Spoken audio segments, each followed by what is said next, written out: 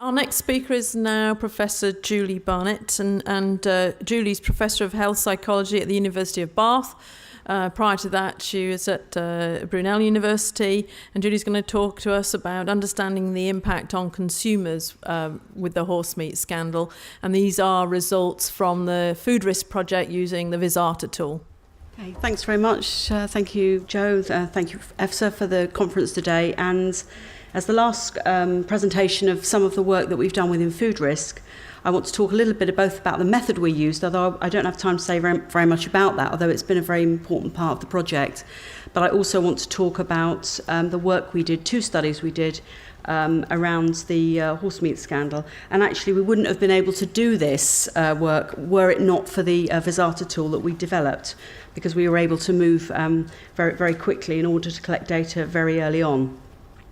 So in terms of what I want to do in the next 20 minutes, I just want to talk a little bit about Visata, about the tool, and I want to talk a little bit also about the first study we did about the horsemeat incident, and then present some more recent evidence in relation to data we collected in this May about particularly focusing around issues around consumer confidence, and then to talk a little bit about the implications of that.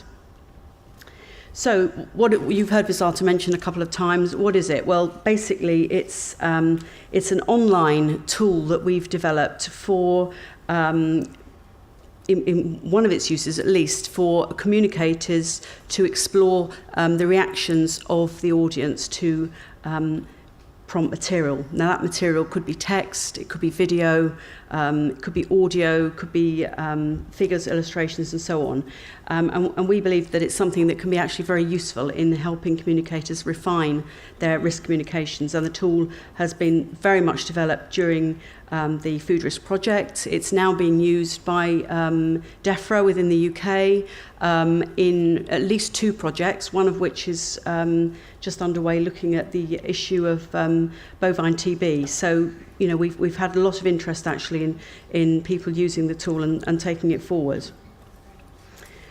What do we use Visata for? Well, we think these are some of the things it's particularly good at, which is introducing unfamiliar issues in an engaging way, and as in doing that, to actually try and identify areas of concern, uncertainty, and so on. Of course, although it mainly focuses on qualitative material, it can be used because it's online with large numbers, and therefore help look at differences between groups.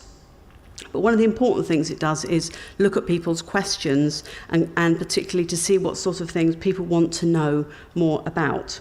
So, as I said before, it presents bite-sized chunks of content, and that content can be presented in all sorts of different ways. And the point of the presentation of the content is to elicit the comments and questions that people have got about that content. We can actually measure people's attentiveness to that information, not only by the questions and the comments that they provide, but also in terms of whether they click on particular glossary terms and so on that we might have included in the text. And also, very importantly, and we did this in the horsemeat work, it does enable ongoing engagement with participants. So once people had asked their questions, we as a research team then got back to them with information in response to those questions. They then got back to us with other questions and their reactions to what we provided.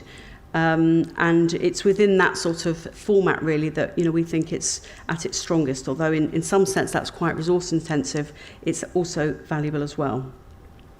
So here's just a graphic, really, just to show you this sort of flip-flop of information between the researcher or the policymaker or the communicator, whoever it might be. You're presenting the content, you're getting the feedback, researchers then in turn respond. You can go back again and capture the final reflections, and, you know, there's the option for ongoing interaction in whatever way you wanted. If you were running, let's say, with a panel of consumers on different issues, you could just keep the conversation going. you've had the website for this once, but I'll present it quickly again at the end as well. If you want to look up, you can look up on the website about it. So in terms of how we used it within the horse meat scandal, one of the things obviously about being online is that we could deploy this very quickly, and that's exactly what we did. We were in a position to do this at the end of the FoodRisC project. We wouldn't have been able to do this at the start, but we actually went out, I think that the story broke on the Wednesday, and by the weekend we were out with Visata collecting data. So it was a small qualitative study in 2 rounds, the 19th, 21st and then 25th, 26th of January, with participants within the UK and within the Irish Republic. And we were really interested in the things they were saying. We weren't interested in so much in numbers about anything. So it was qualitative work.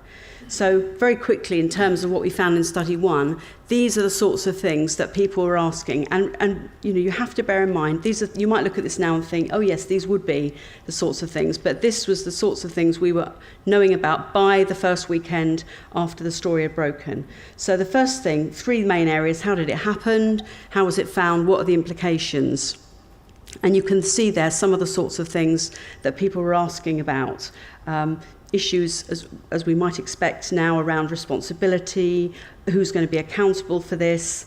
People made suggestions as to what might have gone on. Was it people thought, well, was it related to animal feed? Was it about importing practices? People asked about testing. People asked about risk. And these were the sorts of questions that we very quickly were aware of. So then, I won't say any more about that particular study, but then to move on to the second study we did, we went back out again to consumers, again with this 2 stages in May of this year. A few more participants, although it's very much, the focus is on qualitative information. And I should say that all the people we spoke to, we asked to speak to meat eaters. We didn't want to know the views of vegetarians about the issue. We wanted to know the views of meat eaters and people that also were familiar with buying processed meat products. We had a mix of socio-demographic characteristics across the sample.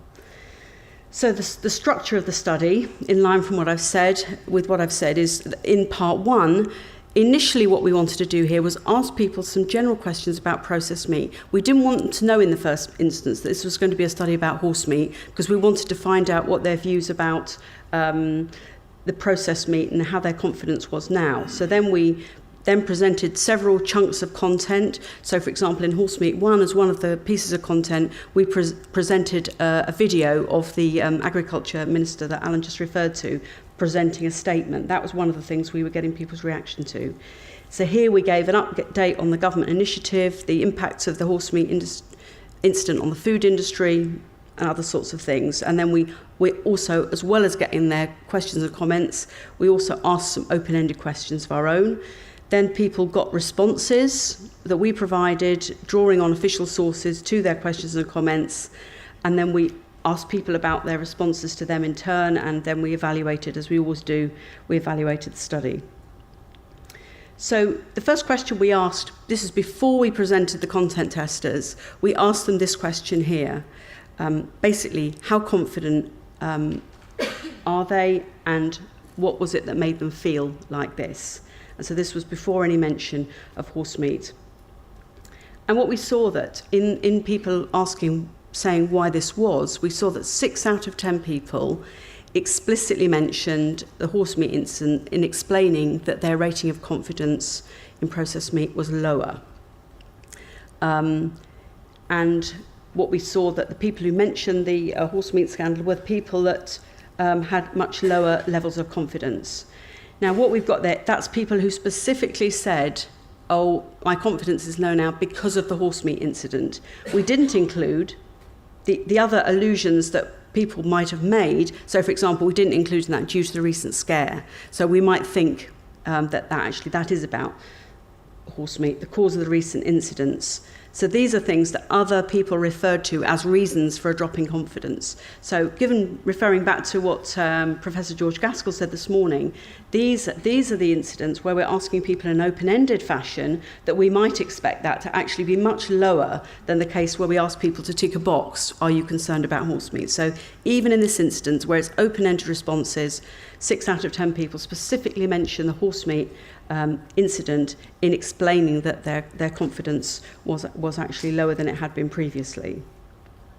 When we asked about aspects of the horsemeat incident that do lower confidence, to some extent it's simply considered to be self-explanatory because of horsemeat. You know, that's the end of the story. So that there seems to be a sense in which that's absolutely explicable in the light of that incident, why you would not have so much confidence in processed meat.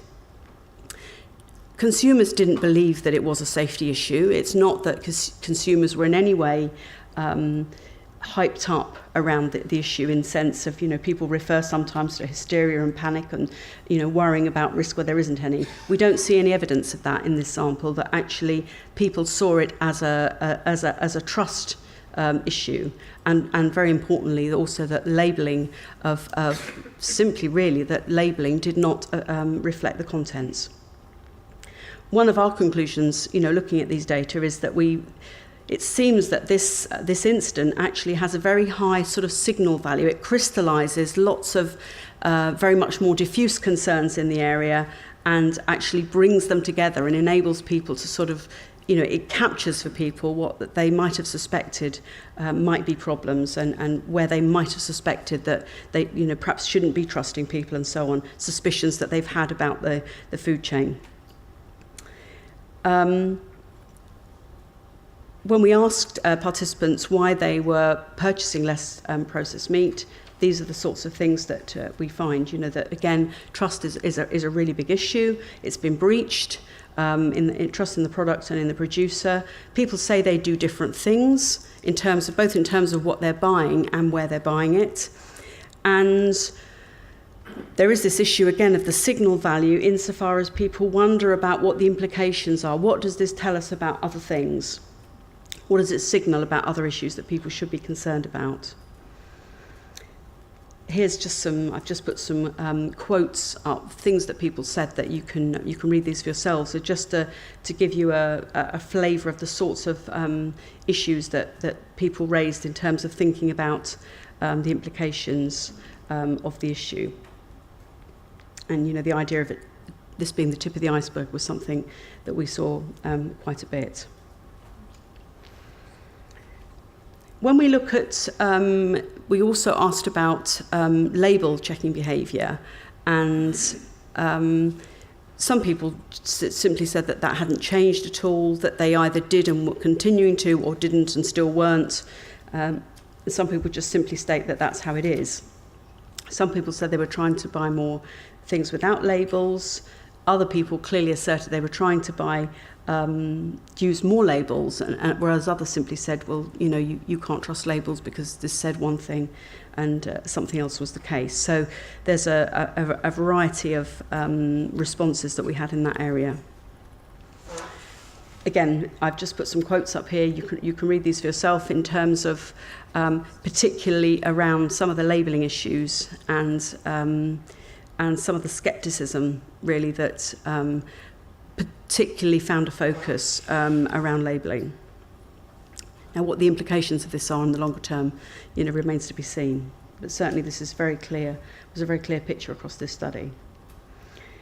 When we look about the consumer reaction to retailer actions, that was quite interesting. I mean, there was certainly a fair amount of positive reaction to the ways in which, I guess Tesco's was the most visible at the time within the UK, certainly. And some people were actually extremely positive, welcoming and positive about the sort of way in which they'd been quite public about what they were doing about it, and other people were slightly less positive, but certainly hopeful, and felt, you know, the right steps had been taken and the supermarkets had acted responsibly, and, you know, the usual thing of, you know, consumers need to know. Obviously, very many people were much more sceptical about that, ranging from sceptical to a much more damning judgment, in the sense of, you know, too little, too late. Why is it happening now? Easy to say it now. It should have happened before. You know, what are the other supermarkets doing, and so on. So there was a whole sort of gamut of reactions, really, that we saw in that data. In terms of the supply chain, there was really 4 quite clear themes in this area, ranging from shocked and surprised, people actually not realising. One of the things that we presented in one of the content testers was a map that showed where food had travelled, right across Europe, and people just didn't realise, didn't know that, felt it was scary, wished it wasn't like that, and so on. Others recognised the difficulties, and recognised difficulties particularly of assuring under those circumstances. Obviously, people made links between a long supply chain and things being cheap, and obviously, we might expect they ask very much about why meat can't be local, can't be grown and produced and eaten in the place, all in the same place. Again, I've put a couple of quotes there just to give you a flavour of some of the sorts of things that people were saying. Okay. We found in this study, apart from actually enabling us to do it, Visata was very valuable, and because when we did our evaluation of what people thought about it, this is what I'm drawing from that evaluation data, not from simply my ideas about why people might like it, because people very much valued the opportunity to express their views and, very importantly, to know that those views had been registered in some way, and they knew that because we got back to them. So there was the value of actually getting the responses, as well as the content of the responses they received, was also valuable. People found it very valuable to ask questions. As academics and social scientists, we're not very interested often in people's questions. We're much more interested in their answers to our questions. And Visata really turns that idea on its head. And they also valued the opportunity to be able to think things through a little bit. And also to have the information. So some people said, we printed out the answers to the questions, or I've kept them on my computer or something. So this idea that the information they'd had was actually useful. So you can actually see these quotes here are more about actually that it seemed to be about that it had actually changed or made them think through how positive they were about meat products in general. But in the first question there, you can see, this idea of, people saying, I had questions, and where would you normally go to really get those things answered? Of course, this is just a study, but that's interesting nonetheless. My final reflections, really. What we really see is that the idea that this horse meat incident seems to bring together, crystallise these diffuse concerns that people have about lots of things. And actually bring them together. Now, quite often when there's risk issues, we see consumer confidence in fairly short space of time returning to its previous levels. Now, whether we see that, this was in May, and this was qualitative. I think other quantitative surveys that have been done since then would probably be in line with this, really, that it really has knocked consumer confidence, and we'll have to see where that goes in the coming months. Another observation, really, is that this incident seems to have eroded people's ability to make thoughtless purchases, in the idea that you could just simply pick something up and go away thinking it was okay. This seemed to be that this ability to make thoughtless purchases has gone. Now, one might argue as to whether that's a good thing or a bad thing, actually, in the end, but certainly this is something that seems to have been the case. There's got to be a lot more deliberation and thought about it, and weighing up, what you might have in what you're buying. And my final reflection is that actually doing this study, that actually deliberation about the incident was valuable. We see measured questions, we see measured responses, we see proper engagement from ordinary people across the whole range of socio-demographic spectrum. And in this instance, we found Visata very useful in looking at this issue. So thank you for your attention. Any questions? There's Visata web address. Any questions to any of the colleagues here that within FoodRisC and the particular people involved in this were UFIC and UCD, as well as Brunel, where I was working at the time. So thanks very much.